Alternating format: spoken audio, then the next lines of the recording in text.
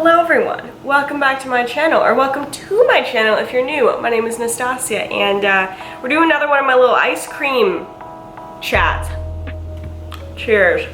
I love ice cream, and I love chatting, so here we are. You are here for this video of me basically dragging myself and my old posts on Instagram.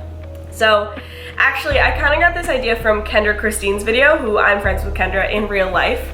I love her channel and I love her as a person, and I will have that video linked down below. But she basically did like exposing her old Instagram posts of like just how she would edit it and like her different captions and stuff like that, because she's not on social media anymore.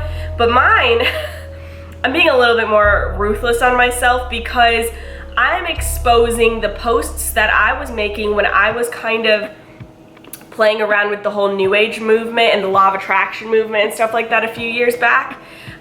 So if you guys know, if you've seen any of my other videos about Law of Attraction, I'm very much against Law of Attraction from personal experience because I do not believe it is biblical. I believe it actually is anti-biblical, and I got caught in it for a period of my life, probably like 6 months or so, where I didn't tell anybody I was into it, but I was really trying to make it fit around my life and see if I could have Law of Attraction and praise Jesus at the same time, and you can't. Anyway, I thought this would be funny. I thought we could eat some ice cream to it, make fun of myself, but also to show you that like there's so much growth that happens throughout your life, and that it's okay that, you know, if you learn things down the road, if the Lord refines you over time, you're not going to be perfect. And I can look back and laugh at this, but also see how far the Lord has brought me when it comes to my faith. So if you end up liking this video, give it a big thumbs up. Don't forget to subscribe to my channel so you never miss out on a video every time I post. My Instagram is right there, so you can see the behind the scenes of my life. If you feel led, if you feel like the Lord has put it on your heart to give to my ministry, thank you so much. If you feel like my ministry has blessed you in any way, would like to give financially to support my ministry, the link is down below. It's my Generosity Rocks page. When you donate, you get a tax write-off, and you also 20% of everything that gets brought in through that, we are donating to Hope's Bridge right now, which helps kids avoid the foster care system and instead go into Christ-centered homes. So that's all great. So please check that out if you feel led to. So let's get into the video. I'm gonna show you the posts on the screen as I'm opening them. Scoot over a little bit so I can put them up right here. But I'll read the caption because you most likely won't be able to read the caption. First one. This first picture, it says, the caption says, "Hey God, thanks for bringing spring early this year." And it's me standing in front of the wall by my old church when I lived in Virginia. I don't know if you can tell from this picture, this was the smallest I think I had ever been in my life, like weight-wise. I'm not gonna get too into it, but basically I was drastically under eating. Like, it was really, really bad. I was in a very depressive state, and you can kind of see here, if you even looked at my legs, like they're so small. And I think I weighed like 105 pounds here, honestly. And I'm like 145 now, so yeah. Anyway, I wanted to bring this up to show you that, like, yeah, I acted all happy and all that, and actually my outfit is super cute. I can't fit into any of that now. But yeah, I seemed happy, but I wasn't at all. I was going through a really, really hard time. So this was from July 3rd, 2018. And it's a picture of me just leaning up against a fence when I was walking around in Virginia. And again, my outfit was cute. But I was talking about, said something funny in the beginning about the weather being super hot. But then I said this, I've been thinking about the saying, your vibe attracts your tribe, and just how true that is. They say the 5 people you spend the most time with is who you transform into yourself. So think about your tribe, your friends, your family, significant other. Are they like the people you want to be like? Better yet, are they the kind of people pushing you closer to Christ? And in the opposite way, the kind of vibe you give off is the people you'll attract into your life. Be kind, forgiving, attentive, free-spirited, and that's the kind of people who will stumble in your path. Work on being the most genuine person you can be, and genuine relationships will come right back at you. So you could maybe see this and be like, oh, but you brought God into it. You said, people pushing you to Christ and stuff, but the problem is that you don't realize, and I want to say, I wasn't trying to be manipulative. I was genuinely like trying to see if this whole law of attraction, new age thing was compatible with the gospel. But the thing is, there was always part of me that knew it wasn't, but I was trying to make it happen. So even me saying, you'll attract the people that you give off that same vibe, and who you put up with is who will be attracted to you, and all that. That is all very new agey.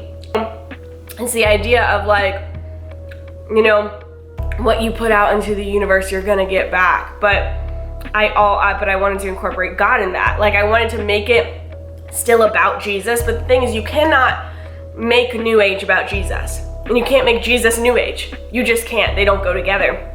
So I just want to put that as an example of this was the period of time where I was really getting into that. I was listening to all these different podcasts about these life coaches that were all for money and success and New Age and all that, and they still claimed to be Christians.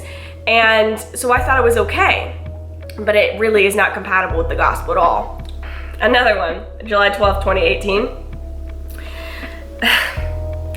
Happy Thursday, everyone. Today I want to focus on your goals and passions. Have you been dreaming lately? Not sleep dreaming, but dreaming on how you want your life to look. And are you dreaming big enough? Because the last thing you want to do in this life is settle. So challenge for today, write down your big goals, passions, dreams. Let your brain go wild with the things you'd love to accomplish, and don't you dare settle for less. Dream bigger than you thought you could, and check back tomorrow for your next step. First of all, so cheesy. Second of all, I said the last thing you want to do in this life is settle. I would argue with that. No, the last thing you want to do in this life is disobey the Lord. And put an idol before him, which I was. I was putting my dreams and goals and passions before him, wanting to, me wanting to succeed and stuff like that. And the thing is, there's nothing actually, making goals or having dreams or passions or stuff, there's nothing inherently sinful about it. But when that is your focus of life, that is sinful because you're putting something above God. And I was doing that. And I was encouraging other people to do that, which I hate. But that is who I was listening to. I was listening to all those people on podcasts and stuff like that. Which I will say in my last post where I was saying who you surround yourself with is who you start to act like. I do believe that's actually true. I just don't believe it's you attract people and all that jazz of the energy and stuff like that. But yeah, who you listen to, you're gonna start acting like them, talking like them, all that, because you're filling your mind with that. And I was listening to that stuff all day. And so I was only focused on what I'm doing, what goals I'm accomplishing, what dreams and all that jazz, and not making it about God at all. I didn't stop and think, if I could remake this post right now, and it was still gonna be about goals or dreaming or whatever, I would say, what do you feel like the Lord has put on your heart? Are you surrendering your goals and your dreams to the Lord? Are you praying about them? Are you seeking His will above anything else in your life? If your goals and dreams that you think you have didn't get accomplished, would you trust God through that anyway? That's how I would change it. It was the next day. Okay, got them Friday vibes. I don't even know who I was. This doesn't even sound like me. I said, okay, so if you took the challenge yesterday to start dreaming bigger, then here's your next step. Start believing that your dreams will be accomplished. Self-sabotage is the biggest roadblock in chasing your goals, so stop doing it. Decide that your goals are in your hands and it's up to you to chase them. You can accomplish far more than you think you can. So what's that scary dream that you've always wanted? It's yours. Go get it. I need a bite of ice cream. I wouldn't be friends with who I was 3 years ago. Like, and the funny thing is, I had so many people telling me like, this is amazing, this is this, this is that. Like, I'm not blaming them by any means. I was deceived, but just like, okay, let me point out what's wrong with this post in case you're like, wait, what's wrong with that? That doesn't sound wrong. So start believing that your dreams will be accomplished. That all has to do with the law of attraction movement. It's the idea of like, stop thinking that anything you want isn't yours, because then it won't be yours. The idea of law of attraction is that when you decide something is yours and that, you know, it's the universe is going to give it to you, just start believing it will. It's yours, just go grab it. It's very name it and claim it. It is not the gospel of Jesus Christ. It is not. It falls also in line with that name it and claim it prosperity gospel that isn't true. But yeah, that's why I said, like, you know, it's yours. Decide that your goals are in your hands. And it's just, oh my gosh, like, when I was reading these the other day, when I was looking for this video, I was like, who is this? Like, because I am so different now. Like, I am so different. I was reading this to my husband. He was just like, what? Because I am literally the opposite. Now, he honestly, he kind of makes fun of me. Not makes fun of me, but like teases me, because in every prayer I pray now, I'm like, if it's your will, Lord, if this is your will, let your will be done. I'm literally like, please protect us while we sleep, if it's your will, because I'm that careful now. Not because I'm afraid of God or anything, but because I want to make sure, like, I'm pounding it into my own head of like, his will is greater than my will. His ways, his thoughts, all of it is better than mine. And that wasn't the mindset I had here. I would like dupe myself into thinking I did, but I didn't at all. I was constantly about like, you know, just be happy, just be positive, it's yours for the taking. Like, the world is your oyster and all of that crap. Instead of like, you know, what if the Lord has a purpose in any suffering I go through? What if this is all for a reason, you know?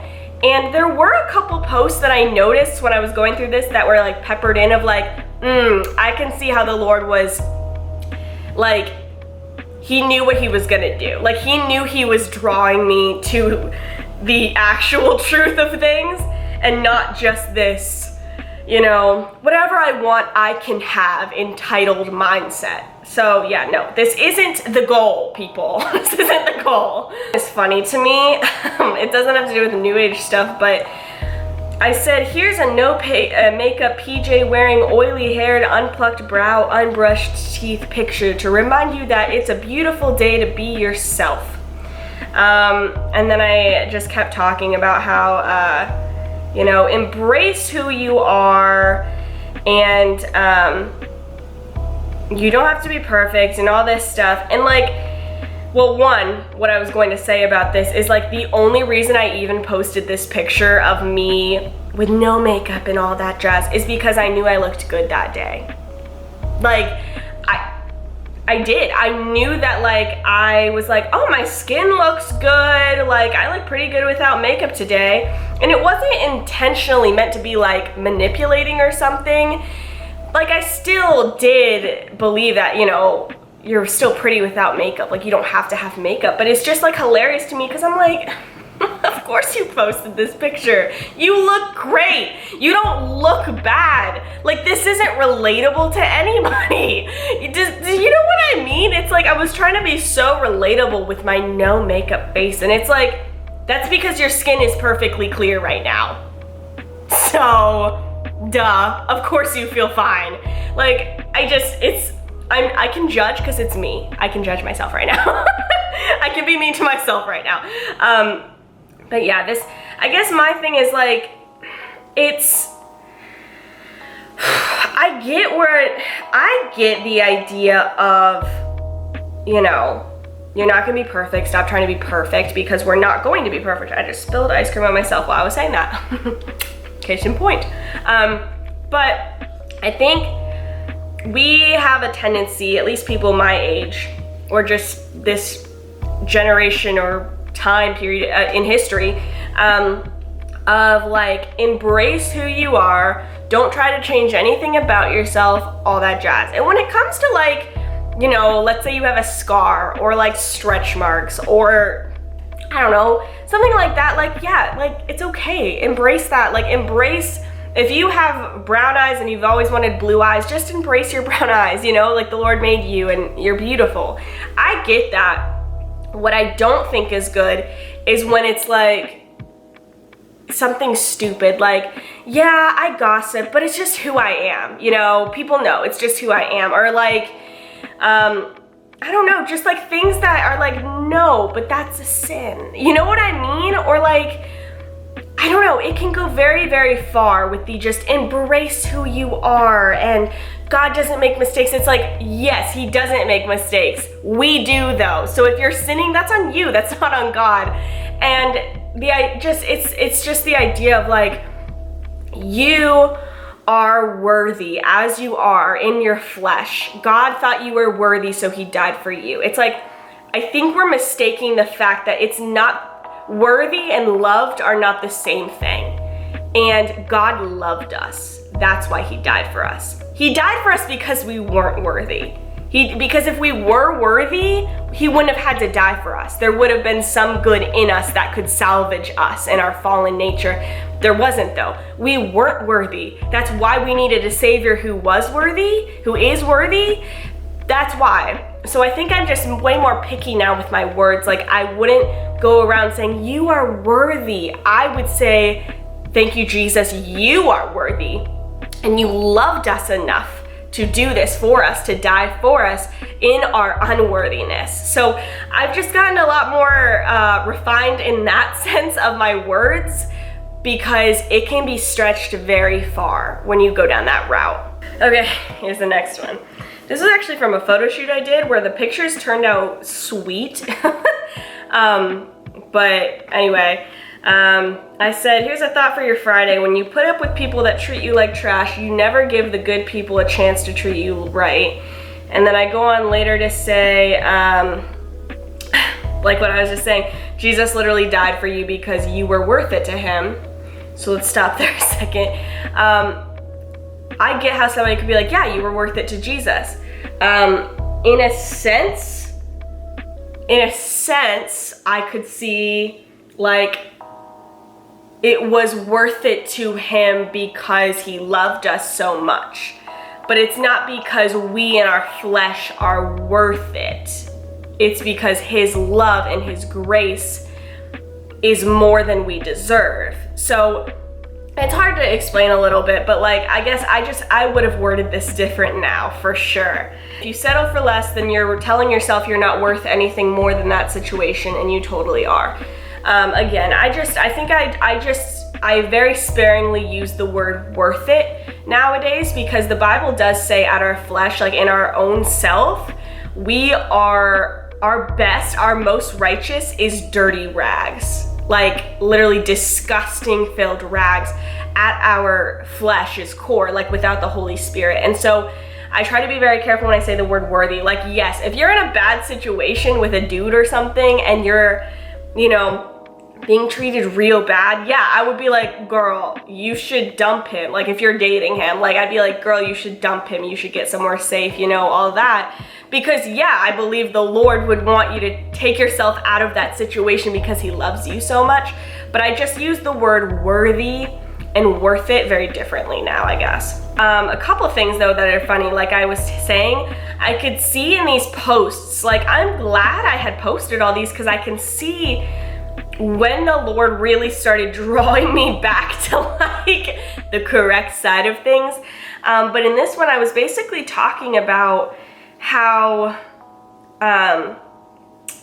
like if we are building our foundation on anything other than Christ, it's gonna be a foundation that crumbles apart, which is hilarious because I was like two different people and I didn't realize it. I was like one person who was saying these things that were actually biblically true, like if you're building your foundation on anything else, it's going to crumble and fall. And yet at the same time, I was listening to these podcasts and life coach podcasts and all this crap about law of attraction and all this about how like you can get anything you want. You can have anything you want at any time. It all belongs to you. You're entitled and worth anything you want. You can have it all. Those aren't the same. Like they cannot live on the same plane. Like they can't, because one is saying that if you have nothing else but you have Christ, it is more than enough. And one is saying you can have anything you want at any time. Don't even think about losing anything, because this is where you should be focusing. So they cannot be the same gospel. They can't. And this is the only true one, is the foundation of Christ. But I wanted to point that out because it's almost like a Jekyll and Hyde situation, and I didn't even realize it until like looking back now. But yeah, it's very interesting. This next one, you guys wouldn't know yet because I haven't made a video, but I'll tell you right now, I used to be really into the Enneagram, like obsessed with the Enneagram. Like I was really, really obsessed with it. And I was one of those people, by the way, who like people kept telling me like, I don't think this is biblical. Actually, I think it's occultic. Like and I was just like, no, I don't believe you, no. And now I'm like, oh, yeah, it is occultic actually. I'm gonna be doing a video about that, so you can come for me then. But in this, I guess this was very recently after I had discovered the Enneagram. So this says, guys, I discovered the Enneagram this week. So you can imagine, for a girl who's obsessed with improvement and personality tests, because that was like my idol at the time. I'm on cloud 9. If any of you are Enneagram folk, I'm a solid 2. And then it, goes on. And then I say, even if you're not into personality tests, I strongly encourage you to take quality time to get to know yourself. Seriously, who are you and why do you do the things you do? How can they hurt you and others? But also, what's your superpower? Face yourself, watch the danger zones, but figure out your superpower, because that's most likely what God will use to further his kingdom. So again, I was trying to throw God in there to make it all okay. But the biggest thing for me that I'm just like, is because it's all about me. I am making it all about me. Like, focus on yourself. Get to know yourself. What's your superpower? Instead of like, knock, knock, knock. Hi. Get to know Jesus more. Get to know his power and his strength, because the Bible says his strength is made perfect in your weakness. So maybe like, don't spend as much time thinking of yourself, Stas, and trying to get to know yourself. Maybe try to get to know God more, and you won't be as sad all the time. Because that's the thing too, like, it's not that I was lying or trying to be fake or anything like that, but like, I was so freaking sad during this time, and I didn't know why. Like, I would have some good days, and it was the days when I was just like, I can have anything I want, all this untitled crap. But for the most part, I was really sad. Then when a boy would like me, I would completely attach to them. When they would decide they didn't like me anymore, I'd be heartbroken, and I'd feel like I, was completely unlovable, and I was just not focusing on Jesus. I was not focusing on Jesus, and anyway, it's so funny to myself. I just, all about like my superpower. Like, how about you think about the goodness of God? Like, we have no powers without him. Like, he is our power. He is our strength and our portion forever. I'm just like, oh my gosh. This one, this was actually a couple months before I moved. This was still in Virginia. All of these have been in Virginia thus far. And it says baby shark do do do do do do. And then it's because I am dressed up as a baby shark, like for Halloween. So I had like a pacifier and a little baby rattle, and I put do do do on my shark onesie. All that to say, the reason I bring this up is because I you guys know this probably on my Instagram, but I do not celebrate Halloween at all anymore. In October, actually, the first week of October, I believe, I'm gonna be putting out a video talking about the history of Halloween, basically exposing Halloween. All of October, I'm gonna be doing all these different exposing videos about things, occultic, satanic things that the church has just decided are okay, but I want to offer you the facts behind them so that you can really make that decision between you and the Lord yourself. For me, in my house, we do not celebrate Halloween. So that being said, I even just bring this up to show you, like, I had no idea in this picture. Like, I thought there was absolutely nothing wrong with it, and from what I know now, I will never celebrate Halloween. Our kids will never celebrate Halloween in our household when we have them one day.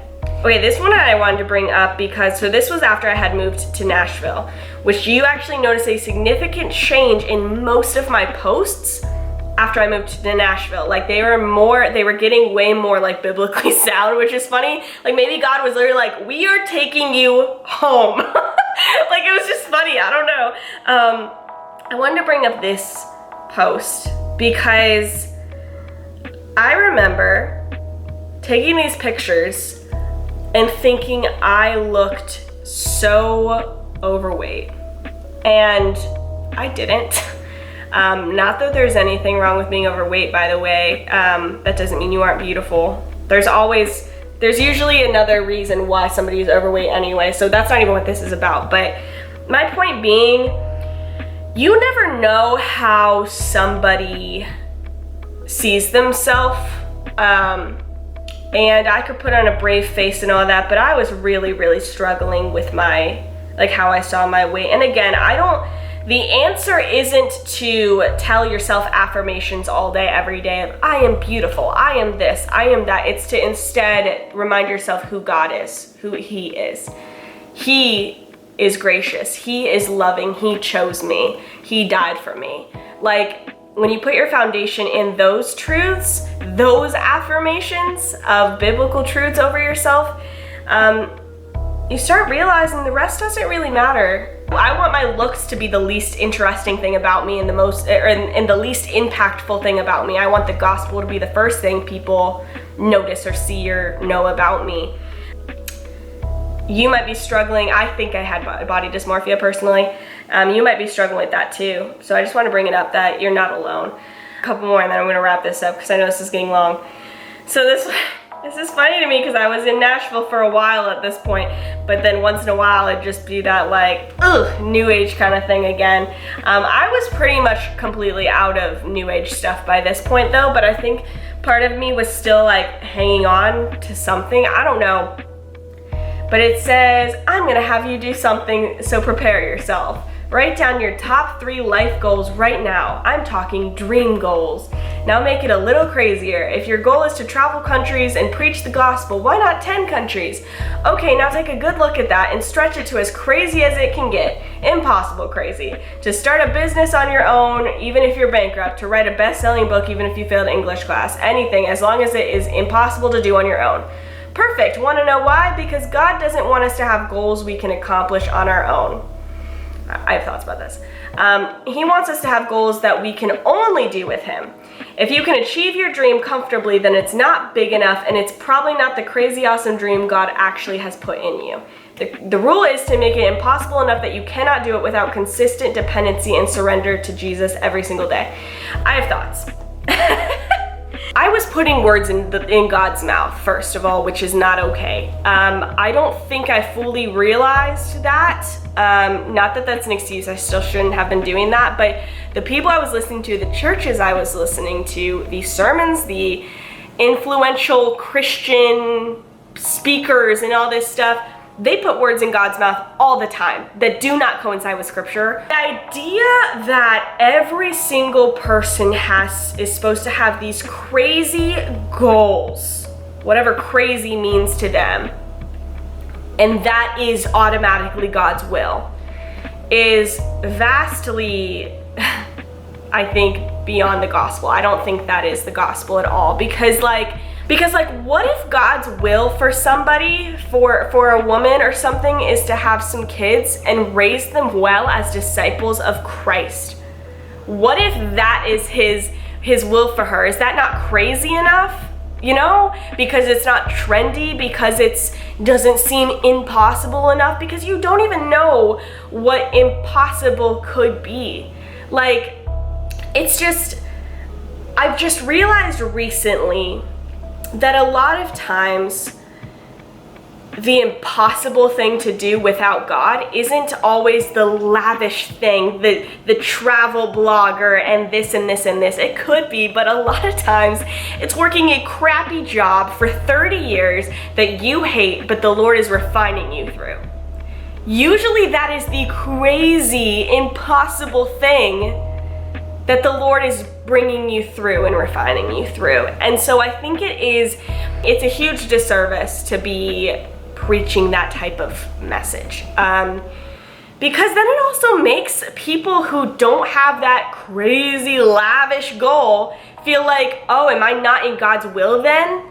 Because I don't want to travel to 100 different countries, or I don't want to start my own business, or I just want to be a really awesome mom to these kids and raise them for Jesus. Like, I just think it is, yeah, like the parts I do agree with is that usually, typically, the will that the Lord has for you has you depending on Him every single step of the way, because that tends to be what He teaches His children, is daily dependence on Him. But like I said, that could be in a job you literally hate. And God could be using that, you know, like you don't know. And I think it's just very sensationalized and romanticized, this idea of being a Christian. And really, it is a romantic, sensational thing, but it's not because of us and what we can do. It's because of what Jesus did and who He is. So that's the incredible, impossible part. Life is so much deeper than getting what we want. Actually, life is about getting what we never deserved at all, and more than we could have ever wanted, which is salvation in Jesus Christ. And you know, being a Christian means that you will most likely be spiritually attacked every day for the rest of your life on this side of eternity, and it's still worth it, 100%. Like, I know people that's not trendy. That's not the fun thing to say. Like, that's not the cute Christian post about smashing your goals like I was doing and all that jazz, but it's just, it is way more important to hear this message. And the whole point of this video, one, it's just fun to drag myself through the mud, honestly, because I would never do this to somebody else online. Like, I would never do that. I consider that gossip, and I wouldn't do that. But when it's myself and I can critique how I used to be and also see how far the Lord has brought me, it's so humbling. And I just see the timing of everything, even to the point of like my marriage. Like when I met Kai was towards the very, very end of me having anything to do with any of that lifestyle. I was done with new age stuff. I was done with all of that. If I had met him any sooner, he would have had nothing to do with me, for good reason, because I was putting my hope, or at least some of my hope, in a false gospel, which is idolatry. And so the fact that even that timing was so perfect, I'm like, wow, God, you were so good. Like, I was betraying you with these lies of, yeah, I have the gospel, but it's not good enough because I want to smash my goals. And then somehow trying to bring God into that. Like, He is so gracious and patient and forgiving with me. And so I do want to say too, I'm so sorry. If any of you were following me back then and you saw my posts and they influence you to follow that kind of lifestyle, I want to sincerely apologize, because that is not the gospel.